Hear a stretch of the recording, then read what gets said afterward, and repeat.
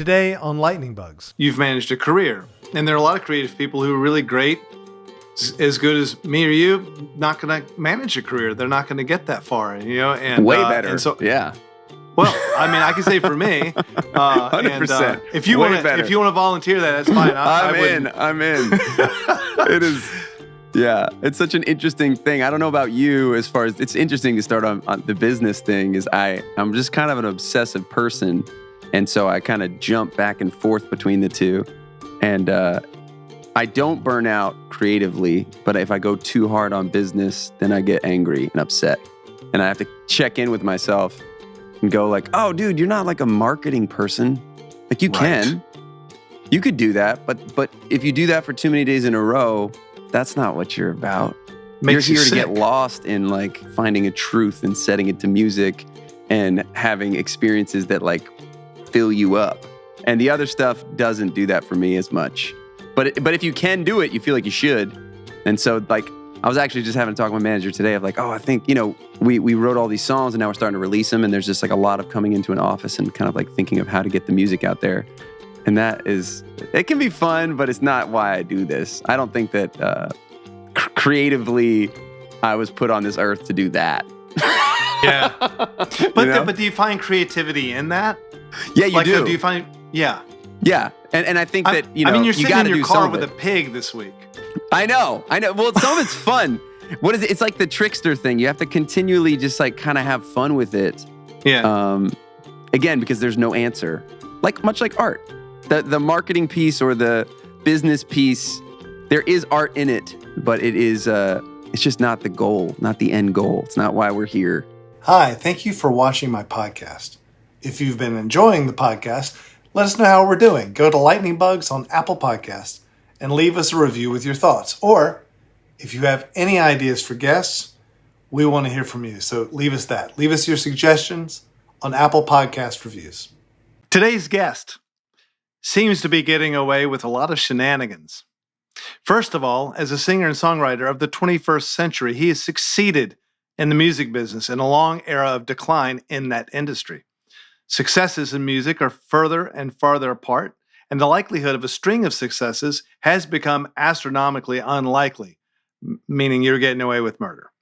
Despite that, he has had a boatload of hits. If you have heard a radio in the past 10 years, you've heard his songs. Honey, I'm Good, Good to Be Alive, Fresh Eyes, Give Love, Smoke Clears, Don't Give Up on Me, and Heartbreak Hotel. If you're like me and manage to only come into contact with pop culture in an Uber once a month, you'll still be able to hum some of these once you've heard the first note. He's had a relentless success without being an annoyance. He's not a household name. He doesn't do tabloid, celebrity. There's no cult of personality. He's just a good musician, a nice guy. If that's not enough, he's positive, shamelessly so. And yet, I haven't seen evidence of fraud thus far or ego. We'll get to the bottom of that later. The man has a new single. Damn, it feels good to be me. So maybe this is the first sign of an ego. Anyway, let's talk about creativity with a very creative fellow known as Andy Grammer. Andy. Well, that was really good. That was one of the better ones I've ever actually heard. I think you nailed it. I appreciate it.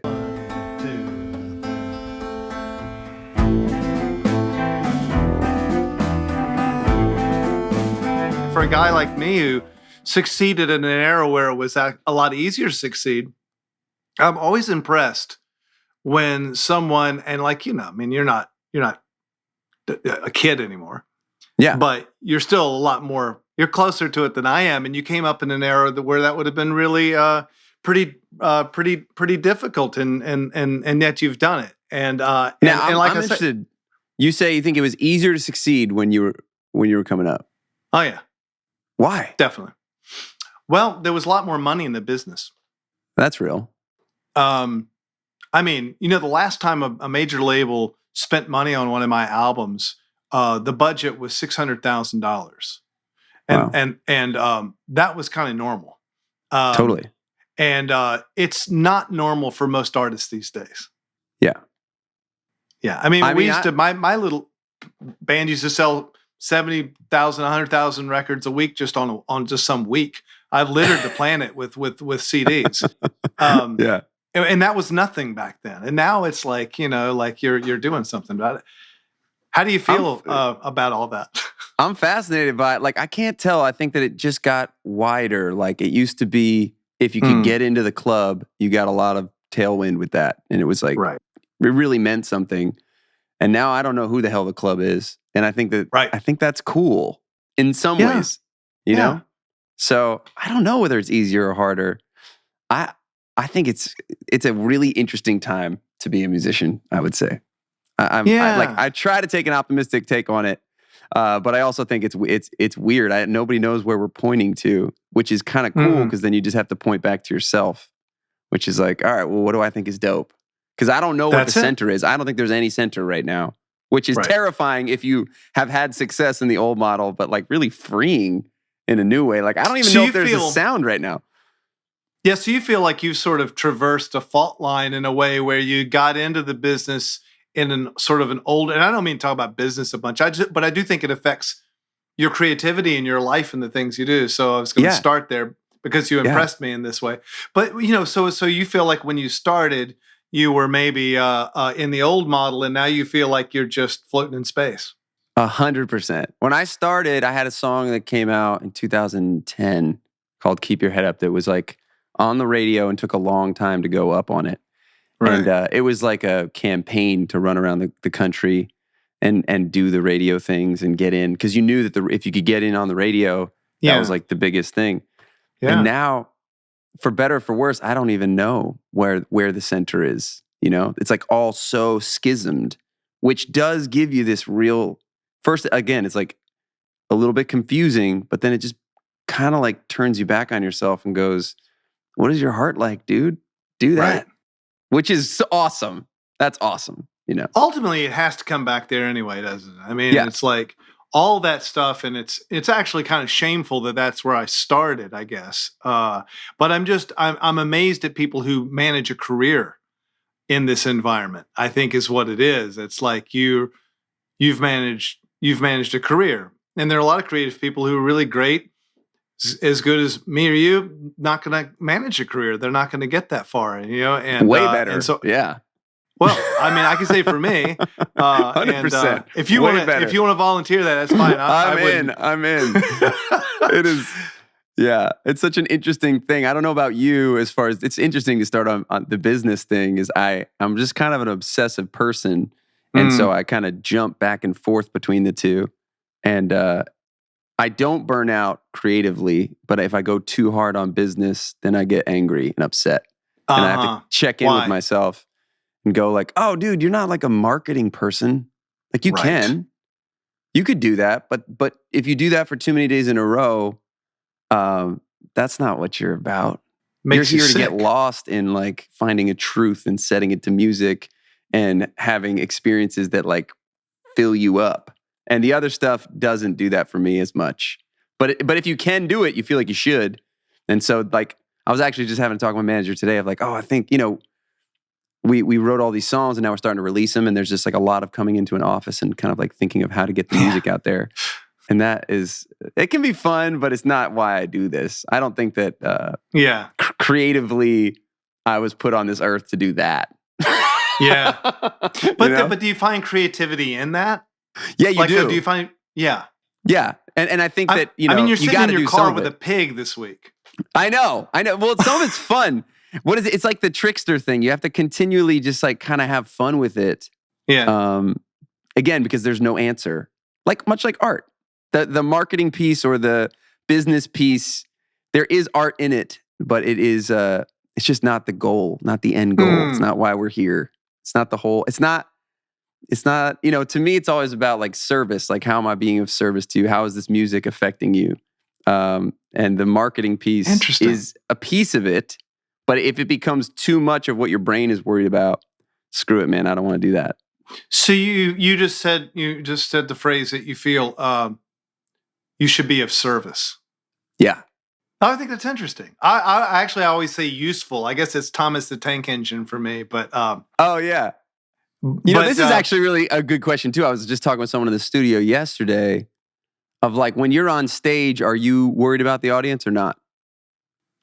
Me, I'm sadly not that aware of them. I'm too much. I'm paddling too ferociously beneath it all just to do things like stay in tune and in time and my monitors and stuff. Yeah, got it. How about you? Well, you're facing them. I'm facing them. I started as a street performer. I street performed for like 4 years, and really got to the point where the songs that I was playing were just kind of like I was playing those in some other part of my brain, and then the rest of my brain was just watching people, like strangers walking by, and how they were reacting and what was working and what wasn't working. And so you were playing out on the promenade, like in front of lids or something like that. Yes, in front of lids. And actually, that was one of the good spots because lids at that time was like near McDonald's, and that was like a good spot from 12 to 2. You had to move every 2 hours. And just being very aware of everybody else all the time is useful and helpful. But then there's also real value in kind of what the person that I was speaking to is saying, like, screw them, just get lost in what you're doing.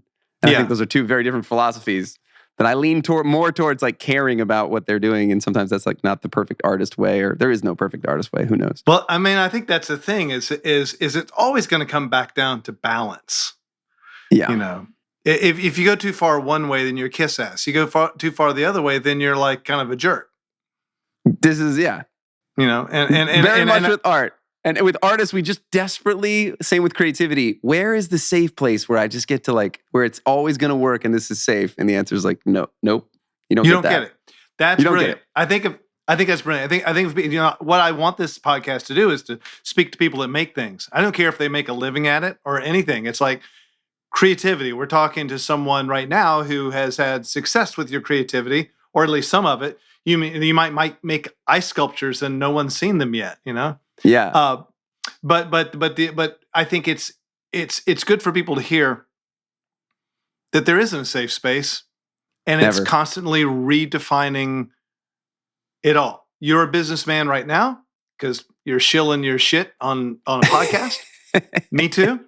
And then we'll turn this off and we'll go be artists. Yeah. It's really, there's no safe space, and if you can relax into that. And just kind of stay curious through to all of it. That seems to be the only thing I know for sure that I'm curious and persistent. In the long run, things work out. What are you curious about? When I'm curious, I'm like interested, and I want to know about, why does that chord feel good, or what, or like why it doesn't have as much intensity on it. Like so much of art, what we're saying is you can't there's no place to relax into that's always going to work, that's going to be safe. Right. So then what you could do, which I've done as well, is you can get controlling to try to make sure it's good. And that's like the worst way to do it. That doesn't work. But sometimes it's necessary. Yeah, sometimes it's necessary. But in general, that makes me squeeze things too tight and try to force stuff that doesn't usually light people up. I was talking to a manager this morning that like, we're trying to make unicorns. Like you're trying to make magic. So you can't control a situation that is supposed to kind of like create magic. Yeah. All I can do is go like, well, I know I like these people that I write songs with, and I know that I like when this guy plays the piano, it lights me up. And let's all get into a room together and like talk shit and like try to make something cool. And I can follow your like, interest. Yeah, I can like plan that out. On Tuesday, we're all going to go do that. That's about as much control as I have. And then I think of it like hunting, especially with songwriting. Like you go out to hunt somewhere, and I mean, the fact that I'm making a hunting analogy, I've literally never been hunting, but I'll try. I think it should make sense. All right, I was going to ask you how often you're out there killing motherfuckers. I don't know anything. But I'm pretty sure that like what you're trying to get with hunting is like a deer that has like a big rack, right? Am I crazy? You said rack, not me. But, okay, cool. So the thing is with songwriters, you go out with these trusted people, and the only thing that you have is how good everybody is at catching the thing if you find it. But a lot of times it's just not there. And I've stopped like beating the shit out of myself for spending a day with some of the best songwriters in the world and nothing coming. Right. And I just go like, we went hunting and it wasn't there today. I'm going to enjoy my dinner tonight. I'm just like going to go have a good night. That's right. I used to go like, I blew it. I had this session with this guy who just had the single on this thing and I didn't get it right. And I didn't bring enough of it. It's like, no, man. You went, you had a good time. Nothing was there. And Do you ever feel like when you're working with someone, I haven't probably done as much of that kind of collaboration as you have, but I always worry I'm about to bust someone's winning streak. yeah, we're all just insecure. You know, Totally. It's That's the game. it's like you get together with someone you're excited to get together with and they've been like winning over and over again. You're like, I already see the graph on this. I'm the end of the road for you. I'm sorry. It's a lot of pressure. It is a lot of pressure. But I'm glad you take that off of yourself to an extent, because you can't. That's a good way to think of it. If there's no deer in the woods, then I guess that night you're going to be eating some grass, and that's that. Now, I don't know if you had the moment where you see it. Like, have you ever had a creative thing where you see the deer and you're like, and then I get this, it's exciting and pressure because I'm like, oh man, I know that's there. Yeah. And now it's up to me, if I'm doing it alone or with these other people, to have the skill to get that thing. Yep. And Beautiful. I've had it where I saw it and then I missed it. And that's terrible. That really that I will hate that more than if it's not there. You see the whites of its eyes, you see its little antlers, and then you just freak out. You drop the gun, you start crying. You start crying. Or if you graze it and it runs away and like, man, there's nothing worse. Killing deer. There's nothing worse than like getting really close to an idea, feeling the power and the magic of it, and then not closing it. And not actually getting it and losing it at the last minute. That's because brutal. I think you realize after a while that creativity also involves great skill. And you know when you didn't get it. You know when you didn't get it. If you're inspired and you didn't get it, you know there was an answer. There was. You didn't get it. You didn't get it. And like you're saying, and I think this is a good image in a way, I used to think of it as the comet has come by. You know, did the comet come by? Some people like to think in terms of shooting wild animals, and that's cool to each his own. But in both of our scenes, they get away.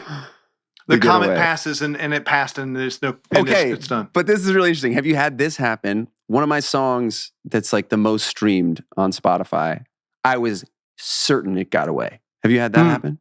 Oh yeah. Yeah. So I knew it. I left. I came home. I was like upset. I'm like, it was there, and then it got away. And I had gotten it, which is one of the greatest things for me throughout all this is that like, I genuinely just don't know. You don't know. The fact that I think that I know is hilarious. Yeah. I toured with, one of my very first tours was opening up for Neil Young, about 40 dates. Wow. And the greatest thing, because he would like kind of drop some wisdom sometimes, which is really great because anyone could use wisdom from that guy. And he said, the only reason you need a producer is for someone to tell you when it's time to go home. And I thought that's pretty cool. I mean, in a way, like that's oversimplifying it. But when you're done and when it's time to go home, it's not something you always know. Like you thought it got away, and you know it's bust or whatever you call that was over your fireplace. It was over your mantle. You were done. But that's the best because then I genuinely always don't know. So I don't know when I make. So I'm going with my gut. But maybe I might think this is terrible right now, and it might be great. I mean, more often than not, I think it's really great and it's terrible. So like, there's a lightness to it. And the only thing you ever really know is that if you just keep doing it, it works eventually. Yeah. At least, But it's not inevitable.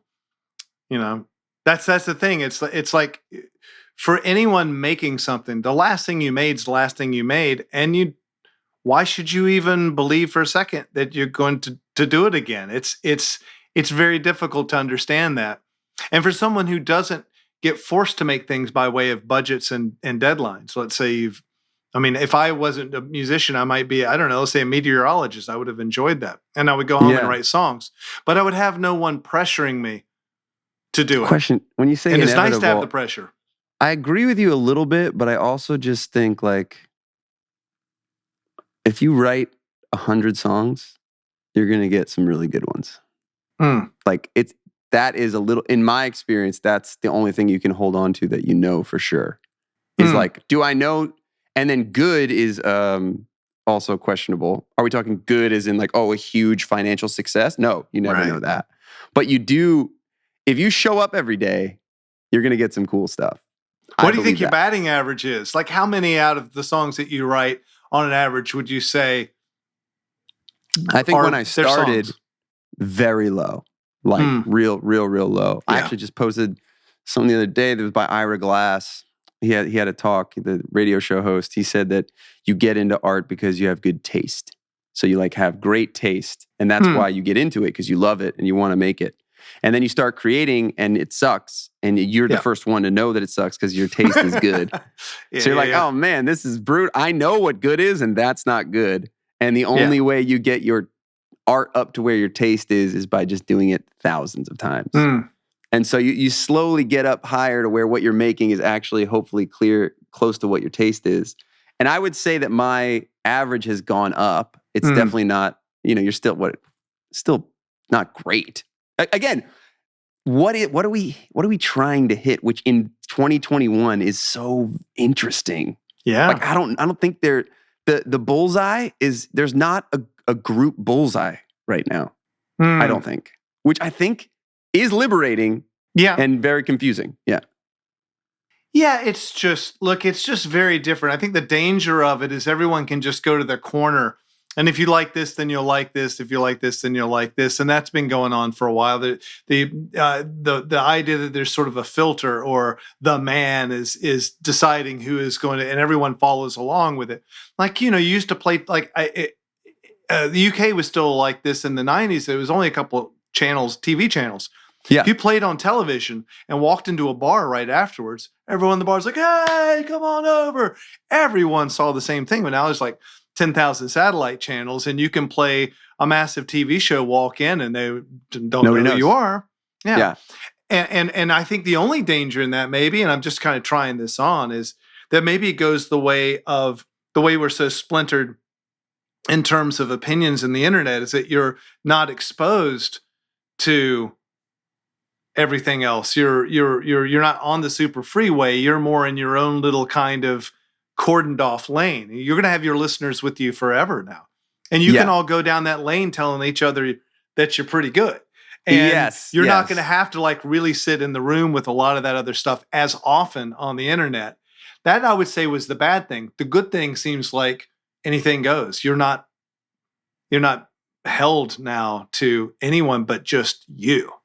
Just you. And that, I think, is a couple ticks for the better overall. Yeah, okay, as far as art goes, I gotta believe that. At least for me, like that's where I'm at. Is, oh man, I since there's nothing that I'm like really trying to bend towards, which I would hope that I wouldn't do that too much anyway. But you always a little bit know like what's happening, like what it's. Well, that's interesting to you. Like what your art is always at the time that it's coming out is undeniably against something else, right? Right. So that I'm trying to like not and sound maybe like explain that for people who aren't like in the business of putting out your babies to go out and compete with other babies. So I have this song. It's called I Just Had This Crazy Experience. It was like one of the only shows I've played during the pandemic, where I have this song called Back Home, and it's used as like a stadium chant for Washington University, and they freak out over it, and it's like their thing. So I go and play the show, and I have to play the song twice because they want it twice. I've never had that happen before. It's like Sweet Caroline. And the story of this song is so interesting because I wrote that song. It was the first single off my second album, and Philip Phillips had a song at the time called Home. And it was like a big, awesome, beautiful song. And so I write this song, and my line is, we always find our way back home. And I remember writing it and being like, that's the line, but in my lane, and this is a little bit like folk, like, I don't know, it's like acoustic guitar-y. I can't say that right now because this song sounds like a single, sounds like a hit to me. And that song just came out with the same vibe, and the word is home, and I can't. So me and my manager, I mean, I spent 2 weeks, I wrote, we always find a way back to some... I have pages and pages of me trying to figure out how else I could put it. And this is what we're talking about. It's like, it is going to be seen against the greater thing. At the moment. Yeah. At the moment. But I just eventually was like, that's the line. I don't know what to tell you. And it came out, was not a hit. I think that it suffered. And then to me, it still is like a big song. And when I go up and there's a whole stadium in Washington singing this song, I'm like, yeah, that's the line. That's wonderful. That's the line. I know. And it was just a wrong time for it to come. It came at the wrong freaking time, but that was always going to be, that's the line. That's the right line. Yeah. Yeah, no, it's true. I mean, you can only imagine, like, for instance, I don't know, like the Go-Go's, and then the Bengals come along. Sorry, only one chick band this year. One of you's got to go. And I feel like that's not a problem right now. That's not a problem right now. No, I agree. I think that's good. When you pick covers, do you play covers in your shows? Yeah, sometimes, yeah. Like, I love a good take on a cover that everyone knows. There's nothing like better than everybody singing together. If you're bringing your own flair to it, some vibe, you're slowing it down, you're speeding it up, you're doing something to it that makes it different, and then everybody can sing it together. That is harder than ever at the moment. It is. Well, it's a good thing to hold, and one thing I'd like to do is go get a couple questions from voicemail questions about creativity, which I answer each time. I'll try to answer them briefly, and I want to get your take on them. And then please, I got something else to pick up from what you just said. Hey, can you guys let one of those voicemails roll for us? This is Josh from Oklahoma City. Love the podcast. Listen to all of them. Was wondering if maybe you could touch on something that you mentioned a few shows back, and it's this idea of Audacity. And if maybe you had some suggestions or tips for people who are creative and they know that they're creative and they want to do creative things, but maybe they just haven't quite found the audacity to put their stuff out there. Thanks. Keep doing what you're doing. Yeah, I'm sure Andy Grammer would probably agree that it does feel audacious to put your stuff out there. And I've always thought that a lot of people who make a job out of, being an artist, a musician, and that's what we do all the time, have some kind of screw loose where we don't realize that it's not, you shouldn't do it. One, that it's dangerous to put yourself out there like that. Secondly, the assumption that anyone would want to listen to a note of what I make, well, that's audacious in itself. And there's a lot to process to put stuff out. I think what you have to go back to is what Andy was saying. It ends up being all about you. You're making it ultimately, you're making something that you're interested in.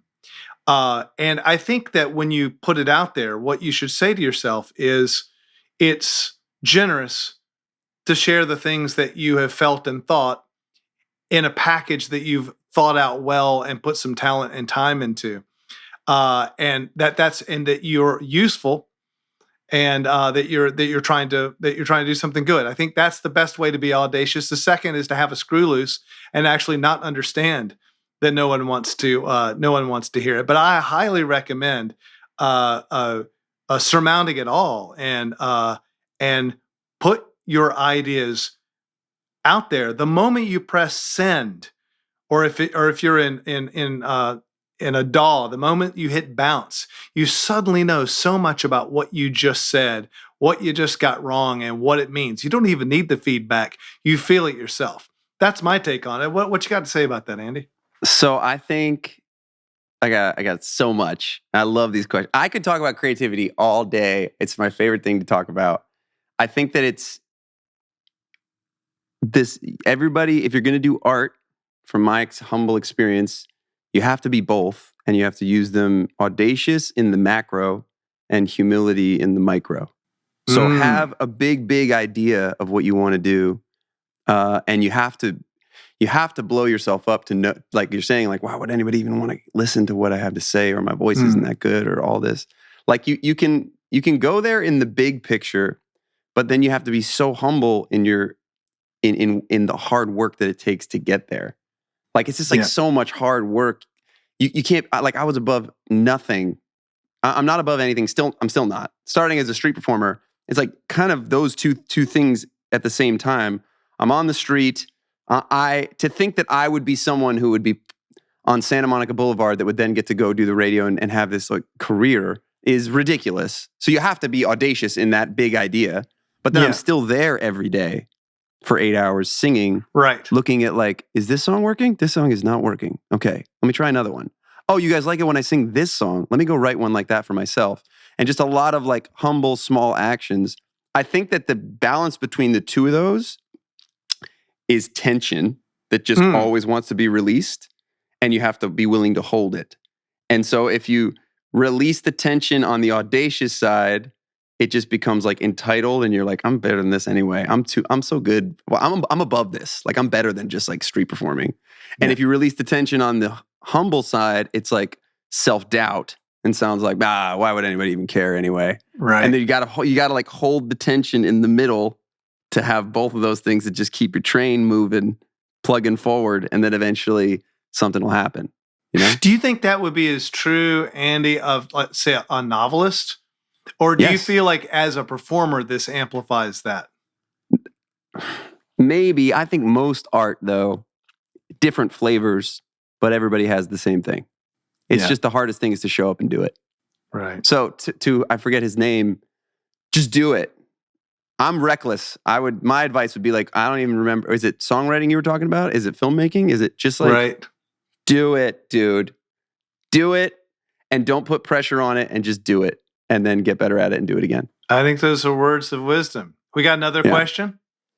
Hi, Ben. It's Karen in Bristol in the UK here. Hey, Karen. Thank you very much for all your output on the podcast, and in particular the tracks. Really enjoying them. But it's made me wonder, what is the point, in your view, of still practicing physical instruments like the piano and violin? So I see my teenagers plugging in their keyboards and running Logic at the same time and turning out great tracks. Well, I can sit and spend hours trying to get down a couple of tricky parts of some of your stuff or some Beethoven or whatever I'm working on at the moment.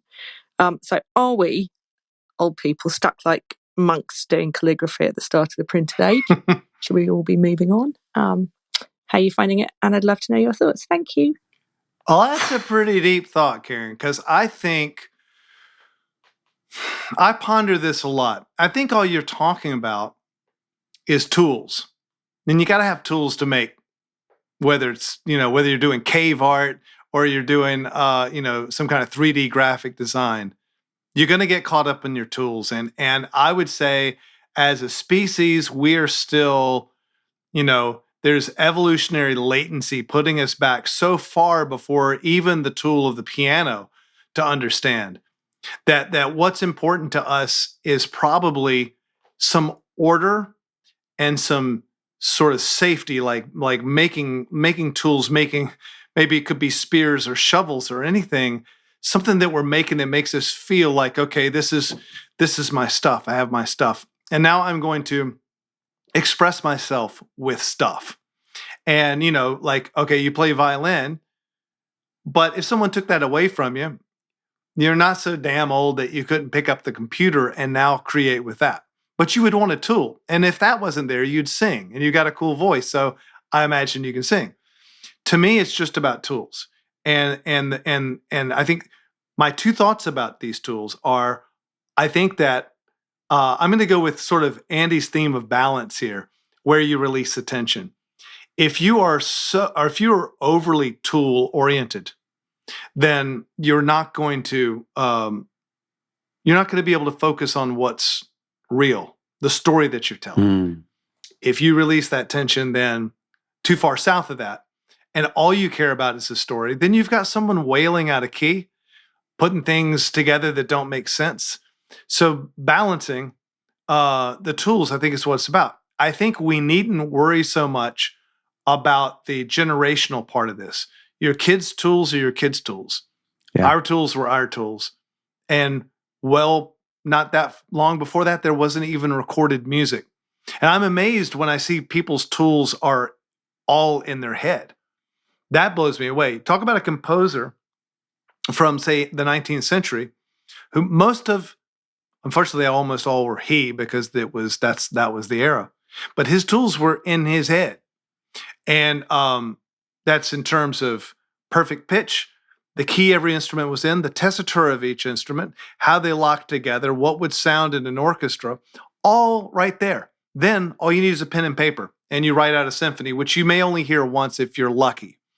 Now we've got tools like Sibelius, which is a symphonic engraving program, where I don't have to remember the key a clarinet's in. I don't have to remember the range of a cello. It doesn't matter. It tells me. And all I have to do is just generally put in my ideas. Regardless, if I've got something to say, I'm going to say it in my voice note, or I'm going to say it in Sibelius, or I'm going to say it with those tools. But I think tools are a fascinating part of what you're talking about. And while I don't have any advice, those are my thoughts. Andy Grammer, go! Oh man, I disagree mostly with what you said. I do think there's something valuable about piano, regardless, because it's kind of the input, the best input to get to the computer to do its thing. I don't judge anybody's tools either. That's all it is. You're right. It's definitely limiting. My if you tools can't, are below the cropping of this video. I'm often very imposter syndrome-y because I can't play piano at like a virtuosic level. My guitar skills are very songwritery. I went to school for music, and I couldn't jam in the jazz room at all. Not even close. I would sit there and just love it and just bask in it. And people would be like, "You want to hop on?" I'm like, "Oh God, no! That's not my zone.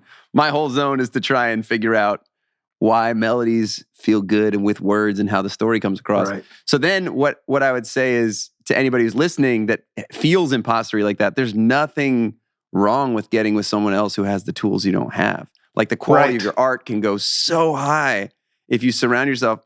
I used to, when I started songwriting, I was very purist and like, this is my art. This is my thing. I need all of it. I needed it so bad. And where I'm at now is like, oh man, I understand why when you're writing, why 4 people would write a song. You have I'm the one here who's bringing the opinion and the identity of what I'm going to sing. And I'm bringing melodies and all this stuff and maybe some chord progressions, but then I want like a melody expert as well that I eventually will learn from. I want a track guy who's killing it or a producer. And then my latest thing, because it used to only be like I do a lot of 3-person writing. Now the 4th writing is like I want someone who is just so good at an instrument that it makes me close my eyes and smile. I need one of those guys in the room. If that guy's in the room, the quality goes way up. Kind of what you're speaking to is just like, do we have the tools? Are we the hunters? Are we ready? Do we have everything we need if we do find this thing today? Yeah. It's just tools. And kids that whiz around on freaking Pro Tools and Logic and stuff, that's a tool. So I'm not here to judge any of that. That's incredible. Yeah, I don't judge it so much more either. I do think that possibly there is something beautiful about an event.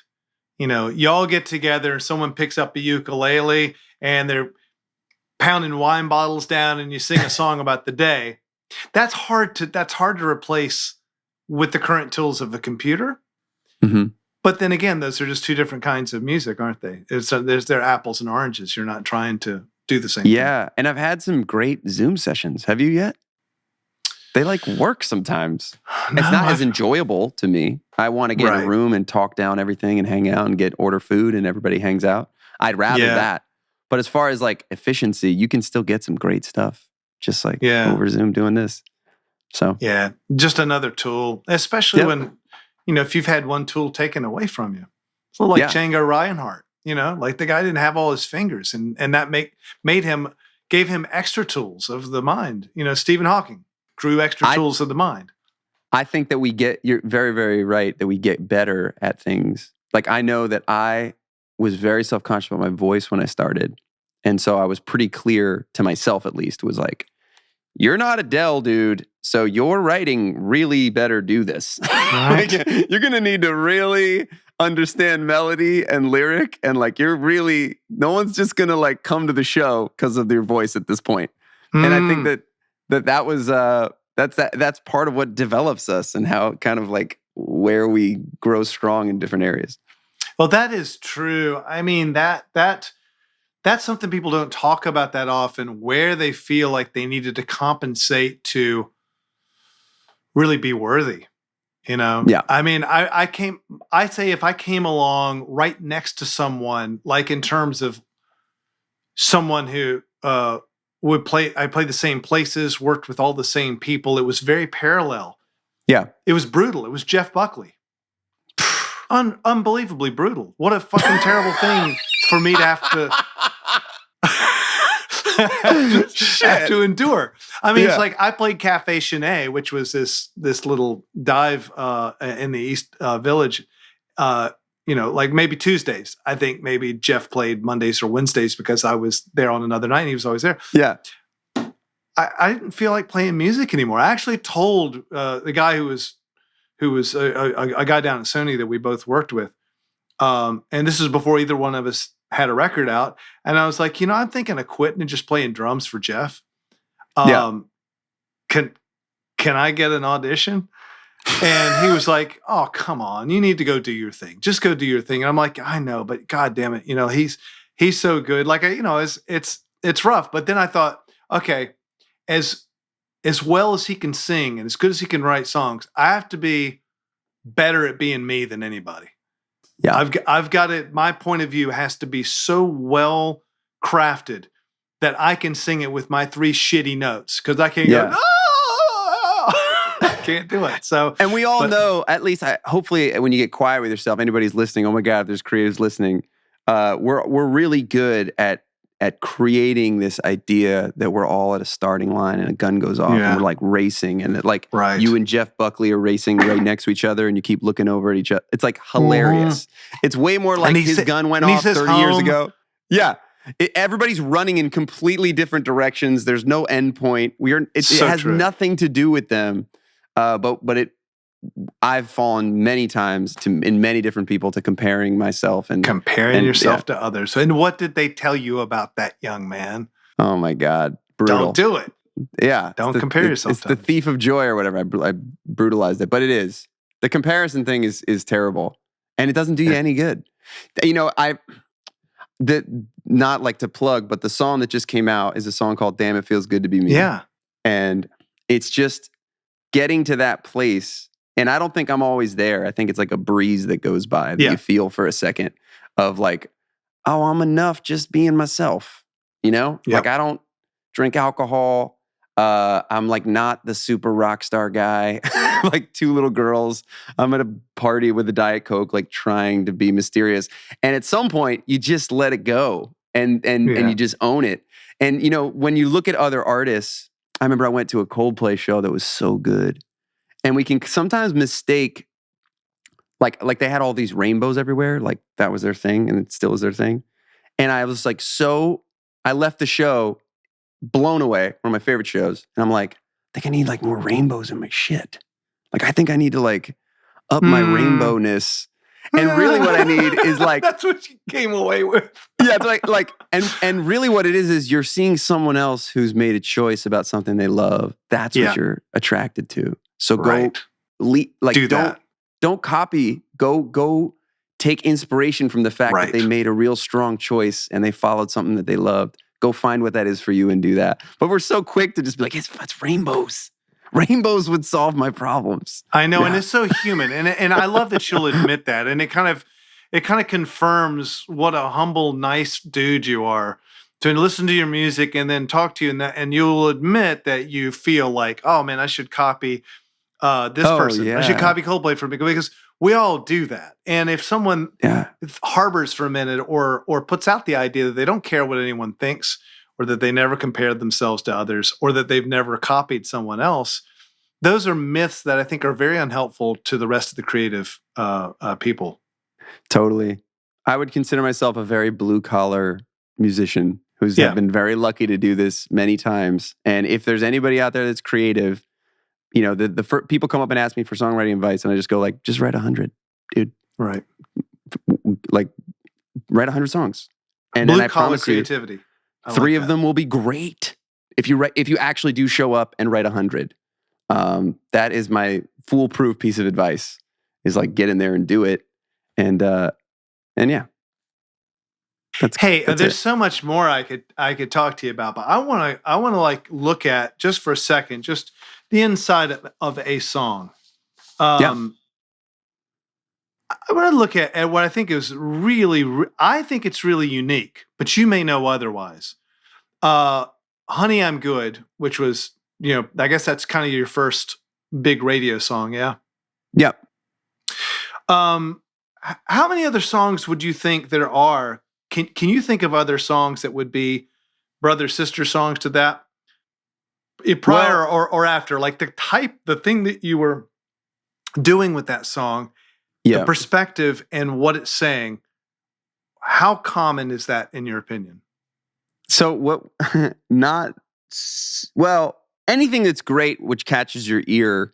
But the radio guy at the time said like the headline "Dog bites man" is not very interesting, but the headline "Man bites dog" is like, oh, Right. what is that? Mm-hmm. You know what I mean? Like, what the hell are you talking about? And I think that "Honey, I'm Good" had some of that in it.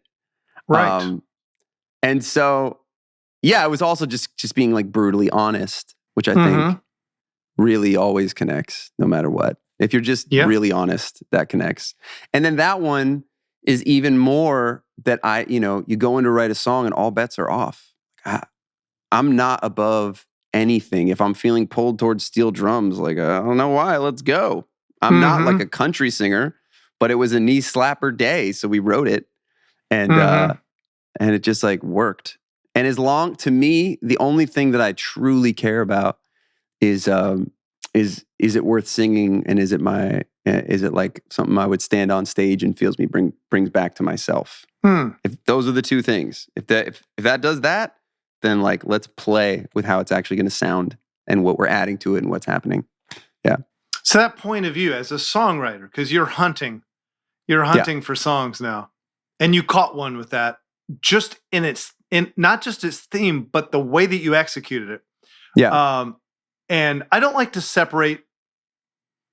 don't like to separate lyrics from music, but I'm going to with this one because I think it's lyrically really unique. Yeah. I can't think of any other songs that have done what that song does. Can you think of any? I mean, because basically what you're saying is, boy, I'd sure like to, but I love who I'm with. That's it. Yeah. And not from a place of like, not from a place of like, what doesn't make it cheesy is like, no, I'm here and you're hot. And this is a struggle.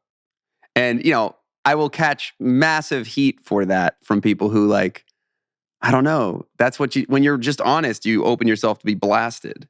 But I think that's you felt blasted for that? Oh, there's many times where you get like, especially it's like a new thing on TikTok that I like. If you swipe through, people be like, Andy Grammer wants a cookie for like not cheating on his wife. Is that what we're saying here? And I could see how you could like whatever. It is just like a part of it. And I think that it's just a thing that everybody deals with. Part of being in a relationship with someone is saying no to all the other options, and that's like it's called a decision. It's called a decision. To act like there's no decision is not a truth. I don't think. Right. Yeah. Yeah. And I think too, what's from a songwriter's point of view, from point of view of someone who would love to have caught that particular deer myself. I look at a good song, especially a good premise of a song, I'm always a little jealous. And I saw that one as like, oh, damn it. He got that one. That was really good. Damn him. The best compliment I can send through a text to someone is like, this made me livid. Because I'm pissed. I'm so pissed off when I hear this. Because it's so good that it hurts. Yeah. Well, here's the thing, is that ultimately I see it, let's think about the usefulness of a song. Who would one dedicate that song to? And you're not actually singing to the person to whom you're addressing it. You're singing it to your significant other, whoever that is. That's the brilliance of the song. Yeah. And so if someone, that's what to me makes it unique, is that you're always trying to find a way. Earlier you were talking about keeping the magic in stuff. And the way that you framed it made me think of this, is that a real important thing for a songwriter to do is to not say it all. Is to not try to persuade or tell someone how to think or tell someone fill in all the blanks, but just give someone enough to be able to put themselves in it. Yeah. And when you put yourself in it, like you might hear a story of two people fighting, and some people will say, well, that story is about, the shirtless guy. And other people say, no, Yeah. no. That story was about the guy with the shirt. Like they identify with different people. But this one pretty much leads you in a place where if I was going to dedicate this to someone, well, I dedicate it to my wife. I wouldn't dedicate it to the person. So I don't know. I just want to say that I think it's very inventive. And it goes to show someone who has been very thoughtful about what you're searching for when you make a song. I'm in a season right now, and I'll probably go back and forth of it, but I'm in a season where it's really fun to write. The analogy for me is like a coloring book where you give people the thing and then they color it in themselves. Right. And like if you get that right, where it's simple enough, but it's not boring. It still gives you enough, and then you get to fill it in with your thing. I mean, that's unbelievable. Right. And then there is the other way where you get it so exactly who you are, and you do all the little details of exactly what you are, and that as well gets you to universality because it's so specific. But I'm having a lot of fun with like the broad thing is like cool. If you can nail that, that's really, really, really cool. I think that's songwriting. I mean, I think if you were teaching a songwriting masterclass, you would want to make that part of your curriculum and syllabus would be to expand on that. What are you leaving up to the audience to bring to it? Yeah. And a lot of people, what they don't understand about songwriting is they feel like they need to do it all. But when you think about your favorite songs, it's usually just one or two lines. It's sad. It's like you think, oh, I love that song. You play it for someone. They're like, yeah, what do you love about it? It's coming up. Well, not that part. That, right there. And they're like, that? I like the thing before. Like, it's always going to be something small. And you gotta remember that people are going to bring their own experiences to it. And you can't give them all the training wheels and everything. You gotta let them pedal. Yeah, we were listening to your, I knew I was coming on this morning, and me and my wife, huge fans. We're just like listening to Brick again. And it just made me feel, and same thing. It's like, you're not telling me exactly what's happening. You're like painting, a scene of emotion that I'm just in. And it's a story that I love, but it's like, you're leaving a lot out for me to fill in. Yeah. And I think that is like, we don't have much real estate in a song.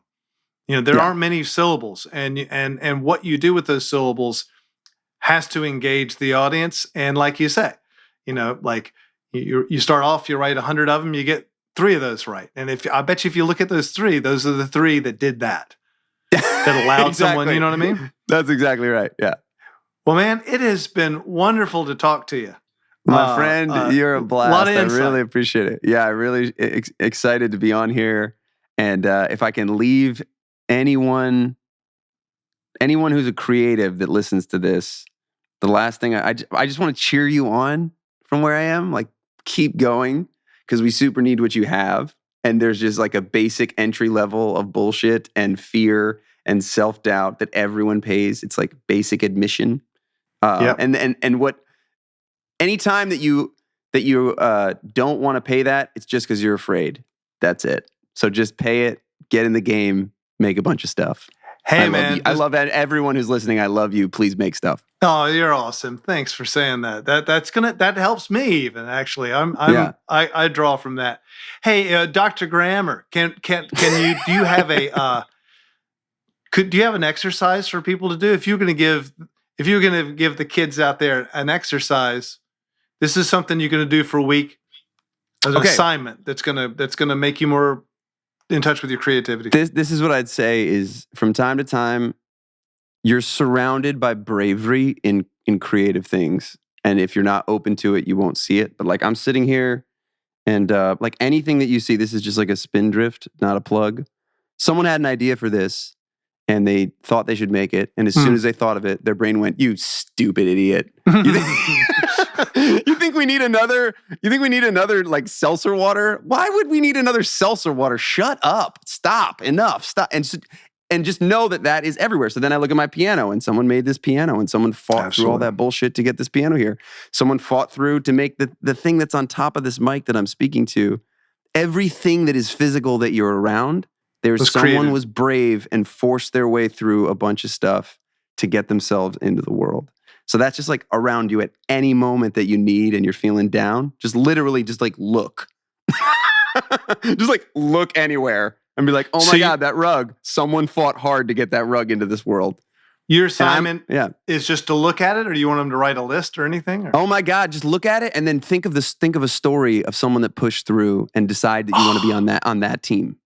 I want to be on the team of people that push through whatever doubt will inevitably come up in my head when I decide that I want to make a thing. I want to make something and then know that you're going to get bombarded with a bunch of bullshit and that you just go like, I know. Listen, you're probably right, weird side of my brain that tells me I'm terrible at everything. I'm just going to make it still. Like even so. So become a part of the resistance. That would be my thing Right to tell on. everyone. Yeah. Love it. Class Awesome. dismissed. Lovely Thanks, man. chatting Thanks with for you, your man. time. Super Thanks cool. for your time. And good Yes, luck sir. out there. We'll see you out in the real world sometime. We'll see you soon, man. Peace. All right. Cheerio.